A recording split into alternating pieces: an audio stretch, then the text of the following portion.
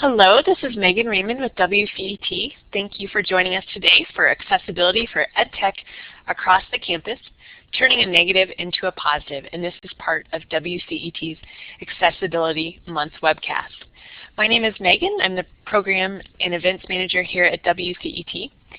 First, I'd like to thank Blackboard Collaborate for making the platform available to all of us.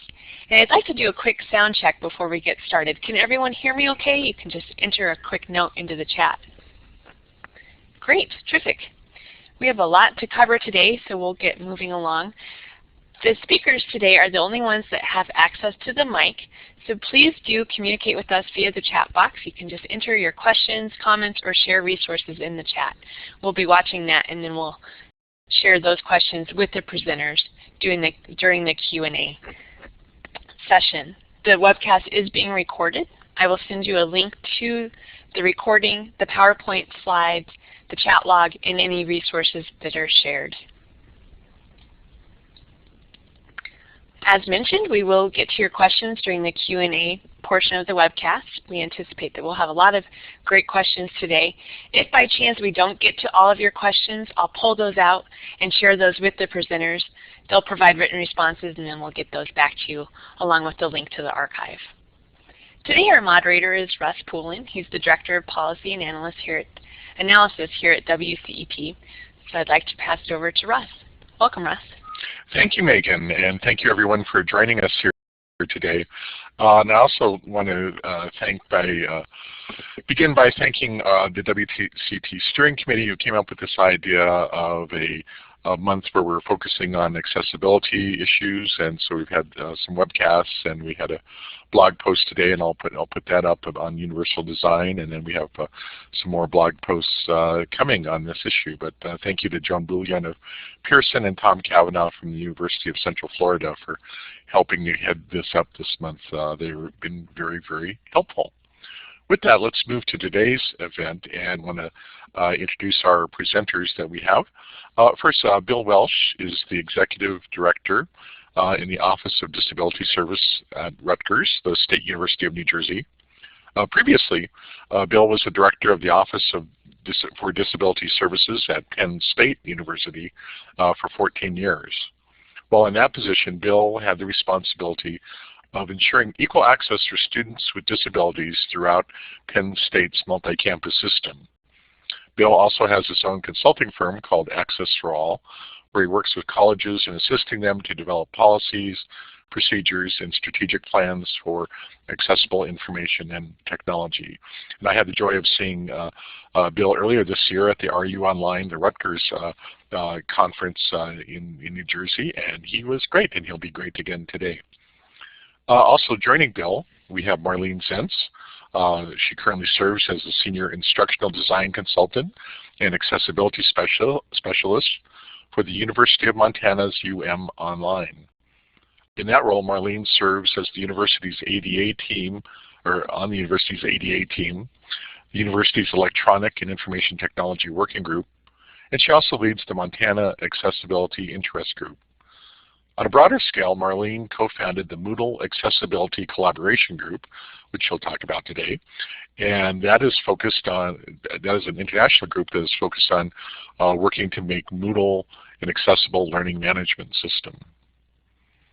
Also from University of Montana, we have Janet Sedgley, and she is the Electronic and Information Technology Accessibility Coordinator there at the university. Janet is also the Manager of Accessible Technology Services within the Information Technology Division, and she's an adjunct faculty member within the Computer Science Department. Janet served on the ADA team at the University of Montana during the 90s, and Janet has worked in IT for 30 years and has consulted with students on assistive technology for more than 20 years. And before I turn it over to Bill, I do want to remind you what Megan said, is that any questions that you have, please do, as we go along, use that chat function down in the lower left-hand part of your screen. I'll be checking for questions. If there's ones that need to be answered immediately, that we'll do that. But for the most part, and probably for all of them, that we'll save those for the end. With that, I'm going to welcome Bill and Marlene and Janet and turn it over to Bill. Great, Russ. Thank you so much. So happy to be here today, and welcome to everybody to the webinar. My name is Bill Welsh. As Russ said, I'm the Executive Director of the Office for Disability Services at Rutgers. And I've worked in disability services in higher ed for about 22 years, and I've seen over that time a lot of changes. The information I'm going to share with you today is from my experience of many years at Penn State University, where I assisted a great group of colleagues to transform the university into a proactive place for creating accessible technology and information. Now, while this came from a complaint situation and a 3-year resolution, it truly is a model for how other institutions can tackle these important initiatives. And I think as you'll find out, and most people that I've talked to that have gone through complaint processes and things like that, it really has brought the universities to a much higher level. Not only did they look at accessibility, but many other things of usability and how they're using their systems and what's most important. So in my current position at Rutgers, I've also had the pleasure of working with many departments and administrators on creating a proactive strategic plan similar to what we created at Penn State. So throughout the discussion today, my role is to really raise questions and topics for you to consider at your institution, and also consider a broader perspective on being proactive rather than reactive when it comes to accessible technology and information throughout your institution. And Marlene and Janet will then share their experiences and information on how they accomplished this at their institution, University of Montana. I've also had the pleasure of consulting with many institutions across the country who are also interested in putting together a proactive plan for their institutions. And what I've learned from all of these situations is that every institution is different. How they tackle these situations is very distinctive. However, many of the same processes, plans, and models that we're going to talk to you about today can be used at your institution, while you also consider what will work given your own institution's unique culture and structure. So today we're here to share with you a proactive step for your institution can take that all students enrolled have equal access to your courses, technologies, and information. And hopefully by the end of today's discussion, you'll be able to take what you've learned and begin to transform your institution and provide a very proactive step. So today the topics we're going to cover are why is accessibility a critical issue in higher education, assessment, which is a really important piece of trying to do this work, policies, procedures, web accessibility, procurement, learning environments, which all of us are using, training, which I will say is probably one of the most key pieces that we're going to talk about today, and then the positive steps in being proactive. So I like to start most of my presentations with something that is more introspective, something that's really unique to you. So what I want you to do is, please, if you're driving or using heavy equipment, don't do this, but close your eyes and think about how you use technology every day. When you get up, what do you do? Do you check your email? Do you check your ESPN app about the games that happened last night, your CNN app to find out what's going on in the world? What's the first thing you do when you get up? Turn on your computer when you get to work. We use technology and information almost every minute of every day. Our lives are reliant on it. My kids pretty much spend hours on Snapchat, Twitter, and all kinds of other social media talking with their friends, even if they're in the same room. It's really kind of interesting to watch, but that happens almost every day in almost every household across the country. So what if you could think about if all that technology that you used was completely useless to you? What if I took all the technology, websites, electronic information away from you? What would that feel like for you? Might you be relieved for a day or so? And I can tell you that a lot of people say, oh, that would feel so good. But really, when you think about it, your life would drastically change. And what if, to take that a step further, I took this only away from you, but everybody else could actually use it with ease. So everybody else is chatting with their friends. Everybody else is checking their ESPN app. Everybody else is checking their email.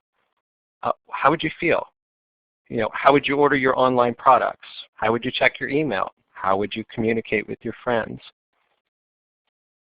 So for some people with disabilities, this is really an everyday occurrence. The things that we take for granted, like websites, online shopping systems, email, chatting with friends, classroom technologies, learning management systems, are often really difficult for individuals with disabilities to utilize. When we look at videos or multimedia, we take it for granted that we can hear the videos. For those of us with hearing impairments, this becomes very difficult unless the videos are properly captioned. Now, if you would take a few seconds to think about what I just talked about, and what is your own experience in thinking about technology every day? What are your initial thoughts? How did you feel when I told you you couldn't use your technology? If you could just put some things in the chat window, to talk about what your thoughts were about that experience.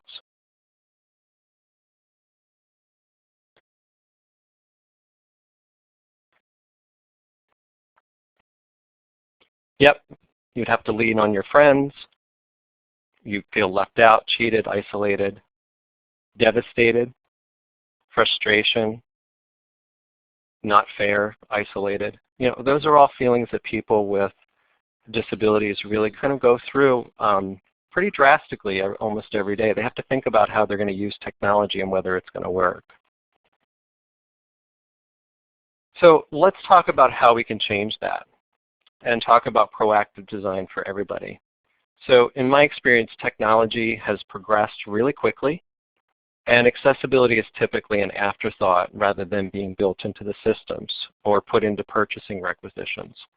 Oftentimes, the Disability Services Office is asked to solve issues of inaccessible technology and information with accommodations in a very, very reactive mode.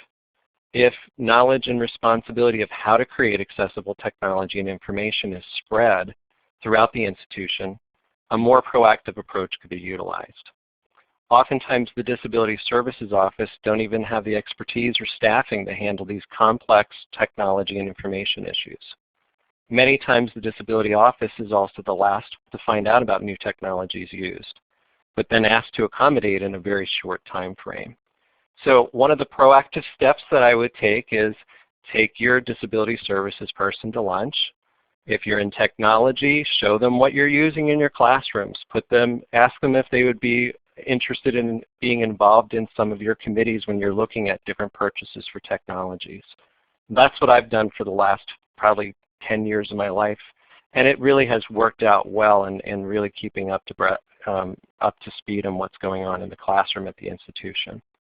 And by doing a proactive approach, most institutions would spend a lot less money, time, and energy on accommodations, and more time and energy being put into training, resources, and infrastructure regarding accessible technology and information. So, sorry, there it goes. So how do we change this? What is it that we need to do at our institutions where everybody is responsible? It's been my experience that most people want to do the right thing regarding accessibility, and the complacency and inaction comes from a lack of knowledge about how to make the necessary changes or really where to start. Without proper university-wide training and resources that are easily obtainable for administrators, faculty, web developers, IT managers, most institutions will just continue to do what they've always done, and the cycle will continue. So for me, buy-in really comes from everybody knowing the issues and understanding how to begin to resolve them, and training is a big component of that. I found that promoting universal design concepts for all instead of accessibility for a few is a key factor to culture change. For true culture change to happen, we need to change the discussion from accessibility for a few to universal design for everybody. So I challenge myself often when I do presentations to not even use the word accessibility. I talk more about, how do we make everything usable by everybody? So instead of talking about captioning as only a byproduct for those individuals with hearing impairments, I changed the discussion of how captioning videos can be used by English as second language students, for instance, or adult learners, or frankly, you can use it in noisy environments when you're watching your videos or courses. So instead of insisting on responsive design for web pages only for individuals with visual impairments, talking about how everybody can zoom in and see the information on their mobile device, whether they have a visual impairment or not. So no longer then is just accessible design talked about. We're also looking at good design. And many times accessibility is simply making things work better for everybody. So how do you get started with this? I believe that most institutions get stuck in not knowing where to start. They get stuck in the overwhelming standards of accessibility. How many of you, on the call today or in the webinar today are feeling that? Like, this is just way too much information for me to digest and get started with. However, the way that I look at this and work with most institutions is get started somewhere. Accessible information and technology is really about just having a good strategic plan to start with, developing reachable and obtainable goals, realistic timelines, assessment of your current systems and processes, and then responsible personnel and progress reports from all units of the university. So one way that a lot of institutions have been successful is to actually look at their overall college's university or university strategic plan and find ways in which accessibility can be weaved into that plan. Sometimes the great thing is that there are also resources tied to strategic plans, and that may be giving people some more funding to do the things that they want to do. If the college is working on diversity, tie the accessibility for individuals into the diversity plan. However your institution works, really figure out a way to kind of roll this into the strategic plan for the whole university. So my advice is to start somewhere, probably where there are already grassroots champions or efforts started. Another way that I think institutions have gotten started with this whole process is assessment. So since many institutions don't even know where to begin their efforts, it's really important to start with assessing their current systems, such as learning management systems, course content, even what technologies are being used in courses. A lot of folks didn't even know at their institution what faculty or instructors are using in the classroom. So if we don't know what they're using, how can we even get started with discussions about change? At Penn State, we started with a survey of all of our budget units on who are the web developers, what are their titles, what websites were they responsible for, have they been trained, what is their knowledge of the web and web accessibility. The other places have started at assessing their technology, responsible personnel, who are outside of the Disability Services Office. Others have started with training. If people don't know what we're even talking about in regards to accessibility, how can we even have discussions about this? And then some have found it pretty easy to start with procurement. Looking at purchases, and we'll go into a few examples of how this can be done in a few minutes throughout the presentation. So I'm going to stop there. I'm going to turn it over to Janet. And Janet, can you tell us about University of Montana? Sure. Hi, everybody. So just to give you a little orientation to what happened here at the University of Montana, we received a complaint in 2012 in the spring and had a resolution agreement signed in the spring of 2014. So that just gives you a little framework there.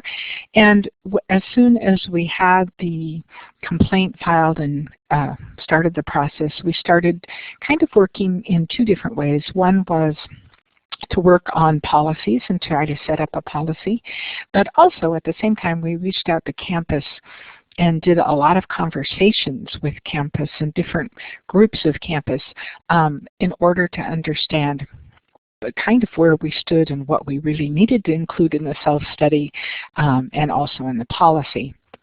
So as far as the actual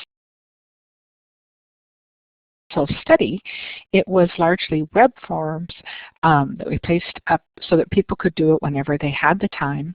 But we did combine it with phone calls and emails to remind people about it, and offers of campus visits.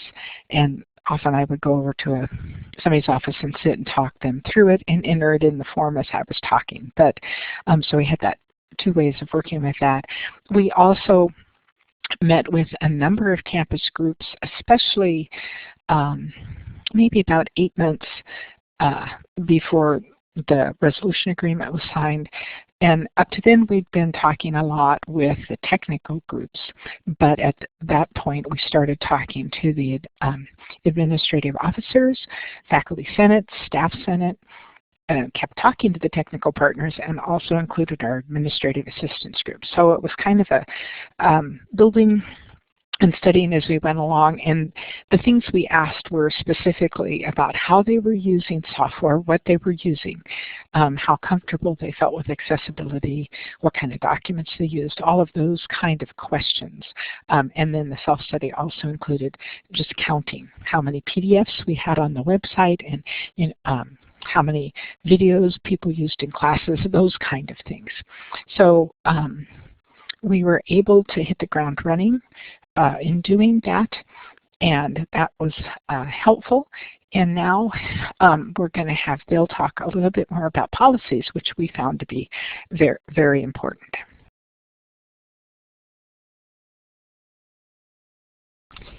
Bill, just a reminder to click your talk button. Oh, thank you. I was talking to myself there for a second. Many institutions have begun to develop policies and procedures related to accessible technology and information. And some find that they don't need policies, but I look at policies as providing a framework for each of these important areas. Policies also usually talk about standards and procedures to follow. Who are your contacts for web accessibility or captioning? How is that going to be handled? And most importantly, I think policies also sometimes drive funding. So allowing resources to be put in specific areas such as web accessibility or captioning where maybe they hadn't been before. And again, looking at your strategic plan, how can you weave some of these policies and weave them into your strategic plan so that you're working on something university-wide that's also tied into the strategic plan.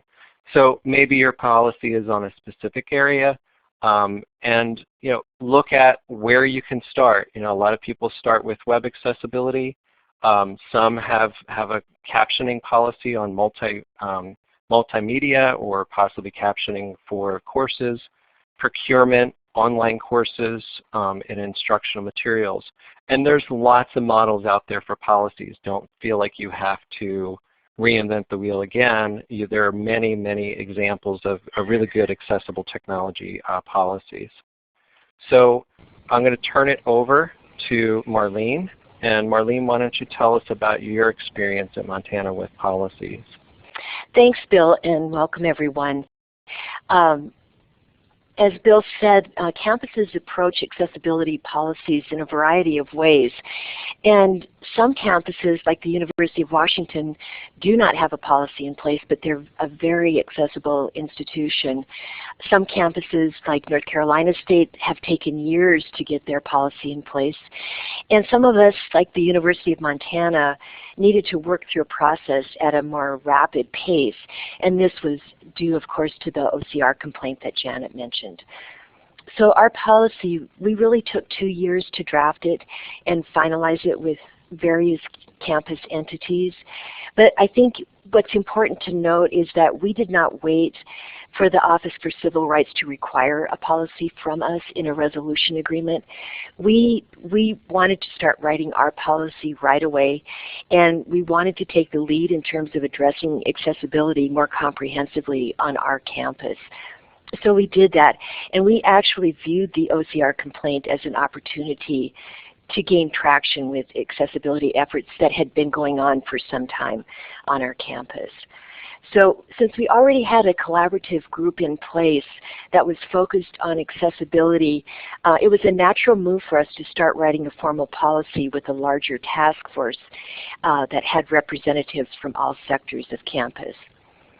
We researched policies that other institutions had written, and there are many of them out there on the web. I encourage you to search those out and look at those policies from other institutions. But we really could not find a policy that fit our university's needs, so we ended up writing our policy from the ground up. And I see that Russ has put a link to that in the chat. Thank you, Russ. So I would encourage you to look at the policy that we developed. Not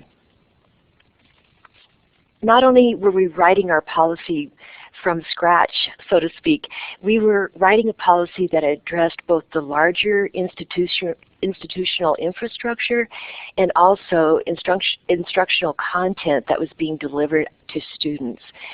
So the infrastructure included areas, big broad areas such as web accessibility, procurement, the learning management system, and student systems like tuition payment, course registration, and so on. And then the instructional content included online course content, documents, accessible media, and that type of information.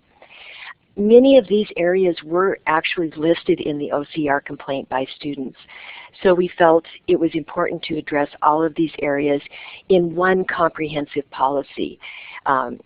So that's what we did. We built just one comprehensive policy. And one critical aspect of that was teamwork. I really feel that we were able to get through that process because we had good collaboration and teamwork in place on our campus. So with that being said, I'll turn it back to you, Bill, for our next topic, web accessibility. Great, thanks, Marlene. You know, I want to mention that the Montana policy is one of the only ones that I've seen that is that comprehensive. And you know, if you feel that that's too much for your institution to handle, and some of you may tackle it, you know, and do really well, but you know, I think the idea here is to give you information where to start and how to start, and wherever your institution is comfortable and where, frankly, you can get the most success. At Penn State, we had great success in starting working groups on specific topics such as web accessibility, online course accessibility, captioning, and training. And we actually are forming similar groups here at Rutgers in a proactive manner. Each group there had gathered from across the university with expertise in these areas. So the way I look at working groups, they're very different than committees. Many of us listening here have been a member of a committee, and many of us can probably also think about a committee like a life sentence. And all that was accomplished was a lot of talk, and nothing really was ever accomplished. So by forming working groups or practice groups or communities of practice, you can really bring people in and out of the group to lend their specific expertise, and then they can move on. And in the end, real results and products are done and completed, rather than a bunch of people who just kind of talk each other to death and nothing really happens. So if you concur with me, you can send me a little message in the chat. You know, I've been on a committee and I have felt that way. So working groups are really a different way of thinking. So at Penn State, just for example, the web accessibility policy was signed. The first policy was signed actually in 2002.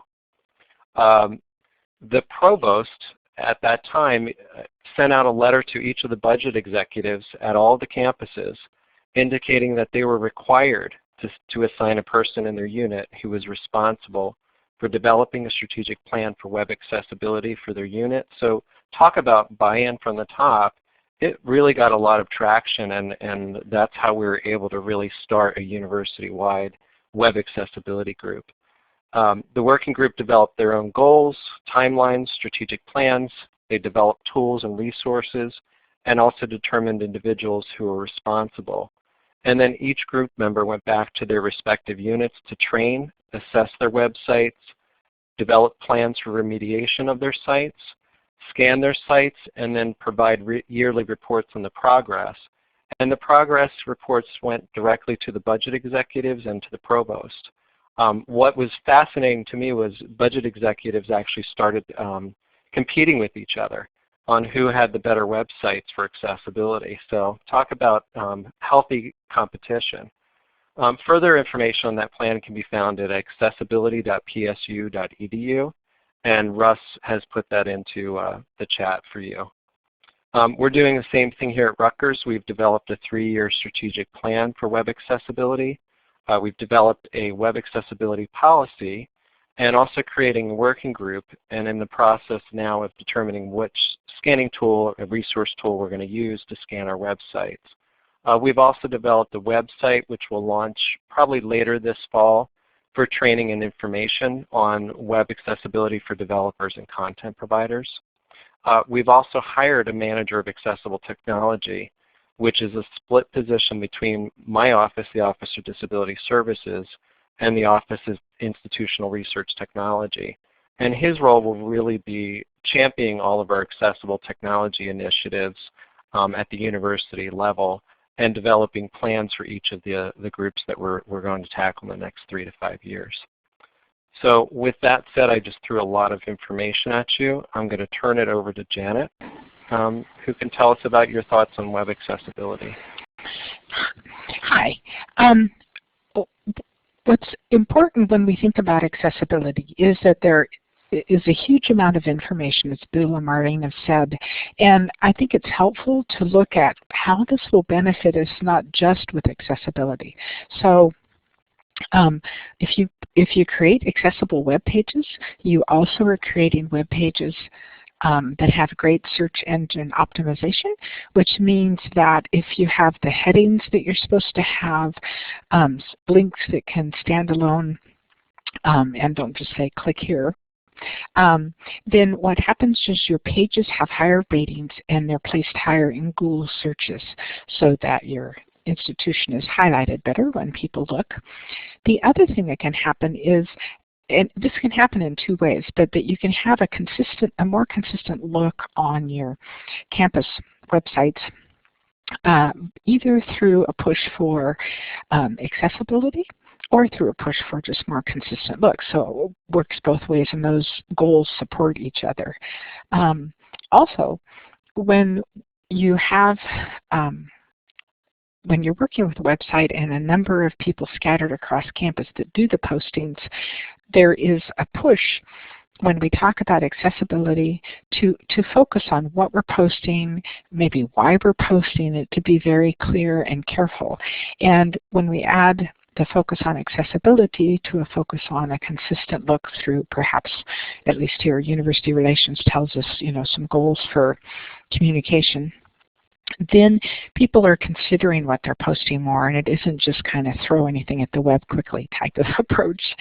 And we also found that we had over the years set up a system so that individuals who were going to post on our website had to pass a very tiny little test that helped them pay attention to how the web server worked and just how to post a little bit. It wasn't about how to design, but we were able to use that, and that system, and the fact that people accepted and knew that they were going to have to pass that in order to post on the web. And we added accessibility testing, and we told them for years that we were going to test them again. And so when it was time to test for accessibility, it was a great opportunity to just have people stop and think about why they were posting and what kind of things they post and how to make it accessible. So those were all benefits for the University of Montana when we started looking at web accessibility. And web accessibility is huge, but also is building an accessible technology environment. And so Bill is going to start and talk to us about procurement. Great, thanks, Janet. Oh, sorry. So for most institutions and most of the complaints that have happened against institutions as well as the settlement agreements, I would say the most prevalent issue has been how higher education institutions handle purchases, and most importantly, contracts with vendors in regards to accessibility. most don't even ask the question. Most aren't even putting or asking the question about accessibility of the products. The idea behind many of these complaints is to ensure that higher education is holding vendors accountable and checking for accessibility. So some institutions have even gone as far as asking vendors for third-party accessibility evaluations for large technology purchases. And then once they get their evaluation back, they're including any gaps or problems for accessibility right into the contract. So the contract will read, we recognize there are issues with accessibility. A, we won't purchase your product, maybe. Or B, we know there are problems, there are issues, but in the next year we expect that these issues and gaps are fixed, and we'll check in a year. If those things aren't fixed, that's a breach of contract. So there are ways to do this, and more and more institutions are actually getting pretty aggressive with this. The other thing is to look at procurement process for technology information. Are your vendors questioned? And then if you're questioning the technology, are there ways that your institution has built in that you can actually check for accessibility? Are there people with disabilities that know how to use a screen reader, for instance, that can check a product in the RFP process, et cetera, before you actually go into the contract process? So I'm going to turn it over to Janet and Marlene to give you some more details about that process at Montana. One of the things that we've noticed as we've gone along and set up a procurement process is the number of positive results we're getting from that process. So we've never really had a way to monitor products purchased and used on campus, and this is providing us a mechanism to be able to do that and to have consistency on our campus, which is not to say that we are enforcing, using only 3 products type of thing, but just that we have a little more ability to know what's happening and to work with that. So that has actually led to some opportunities for reducing cost. For example, we are in Blackboard Collaborate, and it's one of our good examples here on campus is that the University of Montana's Online purchased a license for Blackboard Collaborate and has been providing it to campus. But I've had 3 other departments want to purchase or set up a contract with another webinar software that is way less accessible, several different ones. And so it's been great to be able to say, wait a minute, we actually have free, which is always a good word around here, free options that are accessible, and the one you're proposing is not. And why don't you just move over and use that? So that's been really helpful. We've also started a process of looking at even the smaller purchases so that when people say to us, I'm the only one using this product, we're able to say, well, actually, there's a few other people on campus, and so we still are going to evaluate it. And it's helped to unify those people and know, again, what's happening and which are the most popular products that people are gravitating toward, and just work with that situation more. And in both of those situations, what really helps, I used to run the help desk, and I can attest to this, that makes it so much easier to provide support and training if you have only a few products that you're talking about and helping users use, rather than if you're trying to support everything. So all of those things help reduce costs. This has also provided, though, an opportunity to talk to employees who maybe haven't interacted with us and engaged with us on the accessibility in other areas like documents or captioning. But almost everybody buys something. And so when they do come across with purchases, it's a great time to mention accessibility in general and just to give them a little more information. It also has been quite interesting because we end up talking to a lot of vendors because that isn't something that being accessible is not something that they've heard about as much. And so that's been very interesting to have that happen. And Marlene has been involved, especially with one particular vendor collaboration that I'd like to have her talk about. Thanks, Janet. And I see Molly in the chat asked if we could talk about how specifically this impacts students. So I'd like to give this example. The students that filed the OCR complaint listed discussion forums in our learning management system as one of the inaccessible technologies. So it was really critical that we reached out to our vendor, Moodle Rooms, and discuss the issue that we were having with their forums. So the product designers at Moodle Rooms were extremely helpful, and we've been collaborating with them for some time now. We created a new accessible discussion forum that's passed accessibility and usability testing, and we continue to work on some other exciting projects. The main problem we had was that Moodle Rooms is built on Core Moodle, which is a very large open source international learning management system. So at first it was very daunting to think that we might even be able to reach out to Core Moodle and impact that LMS. But through collaboration with other institutions using Moodle, we were able to form the International Moodle Accessibility Collaboration Group, and Russ put the link to that in the chat. That group is still working today on accessibility issues. So collaboration is really important. It's okay to give vendors feedback on, you know, the accessibility or inaccessibility of their products, but what I find most valuable is to join into a testing environment with them. And the more that all of our institutions require vendors to provide accessible products, the more responsive vendors will be to creating accessible products. So Janet, back to you. And I wanted to respond to Molly just very quickly. We have a commitment of accessibility and accessible products for faculty, staff, and students, so everything we purchase has to be reviewed. And the products for students has impacted faculty, of course, the most. And so there's been discussion, you know, more discussions with faculty about what kind of products to use. But I do think that procurement overall sets the stage for accessibility in many ways, but especially I think in the area that related to that, which is the educational environments where consistency and accessibility are really crucial. Marnie?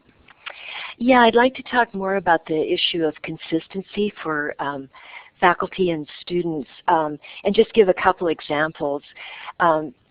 Through vendor collaboration, we now have a more consistent navigation structure in our LMS for faculty and students, and Core Moodle has developed a text editor that guides faculty in writing accessible content in the LMS.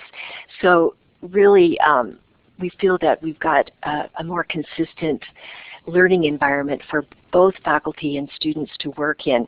And so the LMSs, all of the major ones really now are focused on doing the technical work to make their systems more accessible so that faculty can focus on their teaching and their course content, which is what we want them to be focusing on, even though we want them to understand accessibility as well. So we can have LMSs that become more and more accessible, but there's also the idea of the content that instructors upload into the LMS. So that could be documents, PowerPoint presentations, multimedia, a whole array of different types of information generally are uploaded into the LMS. So it's really critical that we provide consistent and ongoing training to faculty and staff about how to create materials that are accessible and well-structured. So I'll send the discussion back to you, Bill, and we'll go into training. Thanks, Marlene. As we've discussed previously, I think training is a very key component of changing the culture of any institution.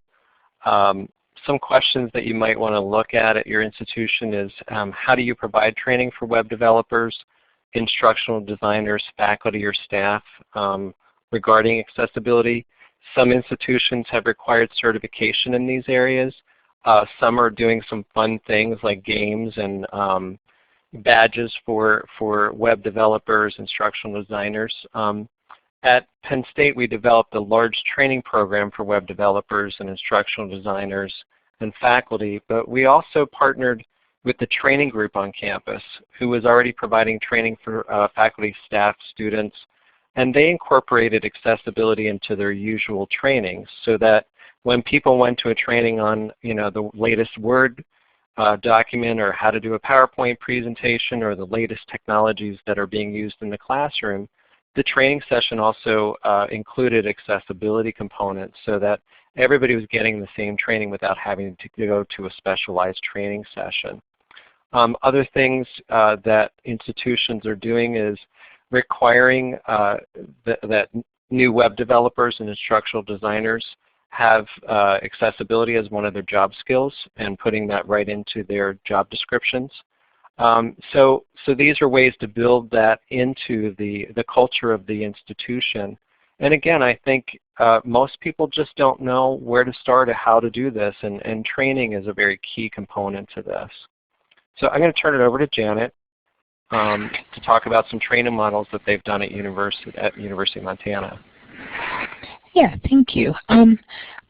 I'll be quick because we want to leave time for questions, but we provide training by topic, so how to make an accessible PDF, how to make an accessible PowerPoint, very specific focused topics. And we've done this at the university for about 25 years, had this kind of IT training. And so that's something that's been a big help in moving into accessibility training.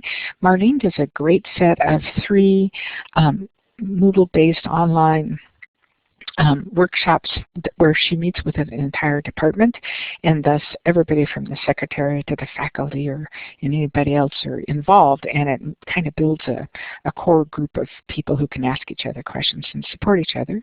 Of course, we have the just-in-time training, which has been one of the ways we did our web testing up on our website.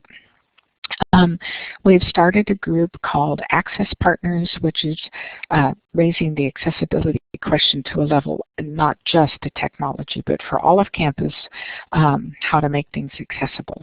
And have kicked that off just recently, and we'll be discussing a number of different ways that accessibility can be reached on campus along with this electronic focus. And lastly, we have set up a way that individuals on campus can take a couple of different training modules in some combination of these things and then be placed on the website as somebody who's been certified to work with accessibility. So there are a number of places that you can start with accessibility, and I think as the others have said, you don't want to struggle, you want to pick what's important and start somewhere. So with that, I will pass it back to Bill.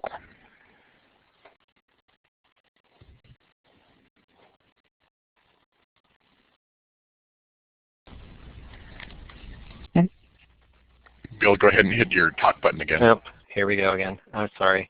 As I discussed before, there are many ways to change the discussion. I found that approaching these discussions with many angles works the best because some people are going to get it because it's the right thing to do.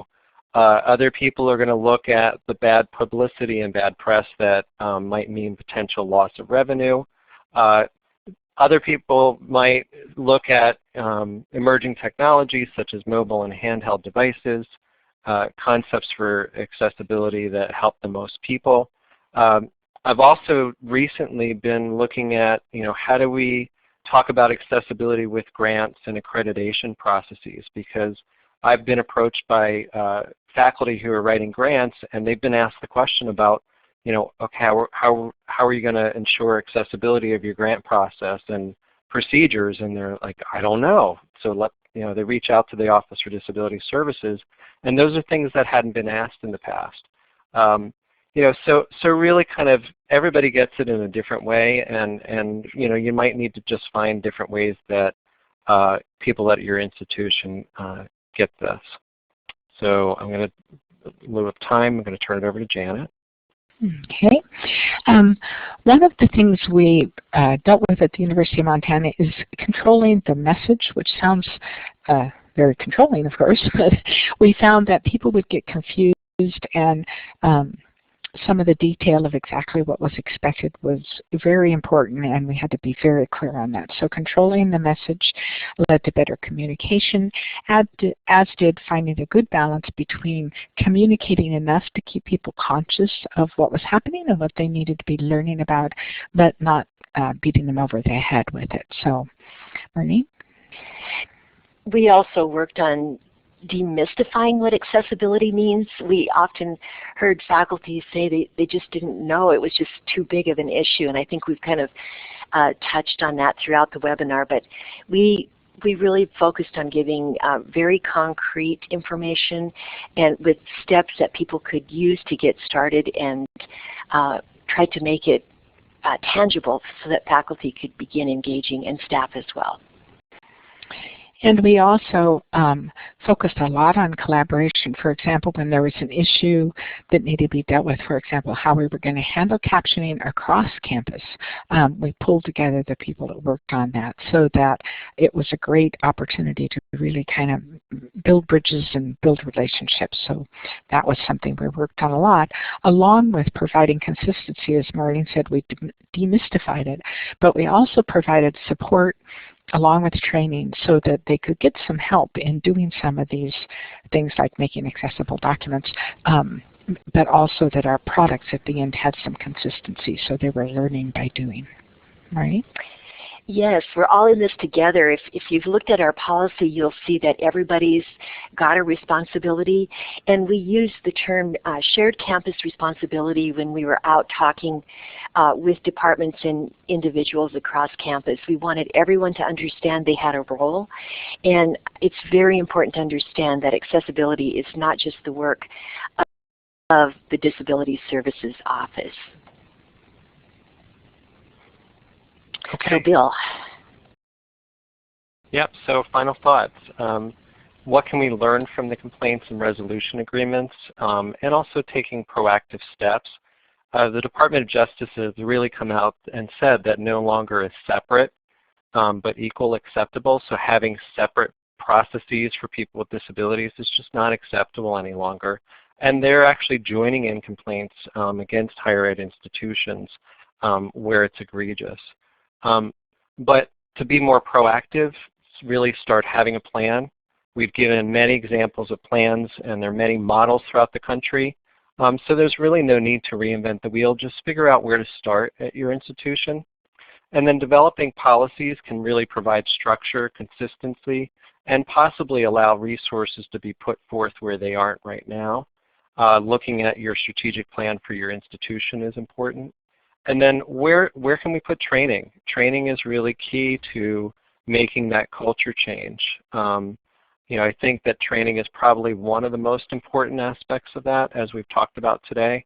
And really start somewhere. Really look at these cases as roadmaps for success, as opposed to, oh, that university or that college got a complaint filed against them, they must be doing something wrong. Well, that's not always the case, and they're maybe not doing everything right. So, it's just a matter of changing the culture at that institution. And many institutions that have had these resolutions have really turned their institution around and looked at accessibility from a very proactive rather than reactive standpoint. And, for those who need the hammer effect, the Department of Justice, Office of Civil Rights, and the EEOC are now, and really Congress, are looking at, they mean business.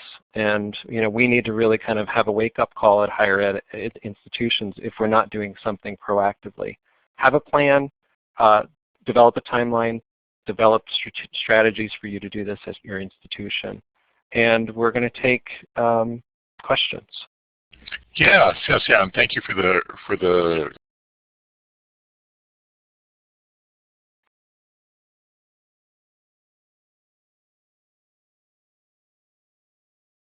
You there, Russ? Russ's audio must have just gone out. Okay. Oh, sorry about that. Here, let's go to some questions here. Thank you all for that. And then we'll start with a question from Dan Silverman from Virginia Commonwealth University. And he's wondering, are there other policies that are shining examples, other institutions that you can point to where there's good policies that have been developed? Sure. One of the first institutions that I took this probably in 2006, 5 or 6, was Cal State University, and they have a really robust website on their initiatives. Marlene and Janet, can you think of others? Yeah, the California State University system has some great information on the web and a great policy. North Carolina State's another good place to go. George Mason is another one, I think, that has some great resources. Great, great. And I had a question here from Carrie from DMU. As you're moving forward on this, how difficult would it be to for the search to find someone who could lead the digital accessibility effort on campus? I think it depends. Are you asking about how difficult it is to find someone who could do this? Yeah. You know, our manager of accessible technology, we actually found right within our IT department, and you know, he had been championing this for many years, and when we developed the position, he stepped up to the call, and he's doing a great job. So, you know, I think first starting looking at your institution, there may already be people there. Mm-hmm. I think that's true at the University of Montana too. So. Okay. And then question from Metropolitan Community College. How did the University of Montana approach the budget needs in order to make content accessible? That always is the question. Maureen, do you want to go first? Well, I work in the School for Extended and Lifelong Learning, and UM Online is part of that, and there really was no extra money allocated. My job was just redefined, and we've just had to be very creative. And I think, Janet, you would say too, across campus we've reallocated funds and been really good problem solvers. Mm-hmm. And we also had, I agree with Marlene, but we also had a little bit of money provided by the IT department. Our CIO got on board, and that has helped provide captioning funds and just to be able to hire some students to work and help production.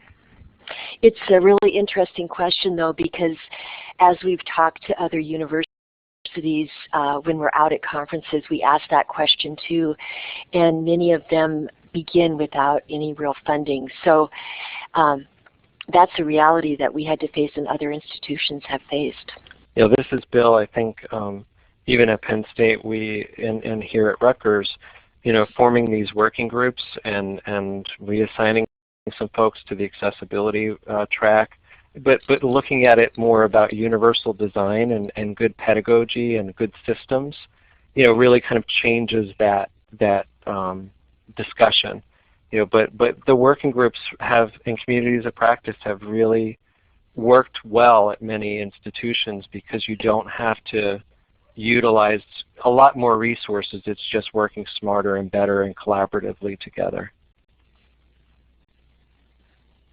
Okay, and then we did get a good discussion going on about Moodle, and we're going to have you talk a bit about that later. I'll have you guys look at it, and then you may get some responses out to everyone later about that. But this will be the last question, and then we're going to finish. This was a technical question pertaining to making an audio transcript for an audio file, and that Terry Pollard from the University of Mississippi Medical Center said that they had learned last week from the WCT webinar that all videos require audio transcripts overlaid on the top of the video.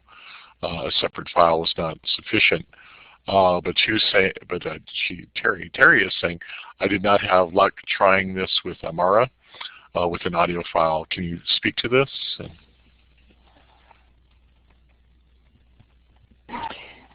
This is Janet, and I'm just double checking. So you're aiming at what we have had on this campus as a standard was a separate captioning files that could be turned off and on, and I'm not sure if you're saying overlaid, if that's what you mean. Yeah, they're saying it couldn't be a separate file, so it'd have to be sort of real time is what I'm getting out of this. Oh, interesting. Well, that's actually sometimes easier to produce and just have it all one unit. So we've just used, in our case right now, Camtasia Studio to put that together. So that's one way we've done that. But I can answer that question offline if that would be helpful. And then, yeah, and we've run out of time. Yeah, and Terry's put in some clarifications here, and so we'll answer that offline. With that, I do really want to thank Bill and Marlene and Janet for just all the work that you do and being willing to share this information with us. And with that, I'm going to turn it back to Megan. Thank you. Thanks, Russ. Thank you, Russ. That was a wonderful job moderating and great discussion from those that participated. And thank you again to our presenters. Do stay tuned to WCET. We have several sessions on accessibility at our annual meeting. Check the link and view the program. And we have several webcasts coming up in October, which is really just right around the corner, believe it or not, that are on Edtech related to higher education. So you can view those webcasts as well as the Google Hangout that we're doing on October 6th, and those are more conversational and fun to watch via Twitter and the YouTube. I will be sending the link to the recorded webcast and any resources that are shared and the PowerPoint slides next week. Thank you again to Blackboard for providing the platform, WCET supporting members for underwriting our events and programs, in addition to our annual sponsors. Thank you for their generosity. Again, thank you everybody for participating. Thank you to our presenters for all the work that they put into the presentation today, and we wish you luck with your accessibility endeavors at your institution.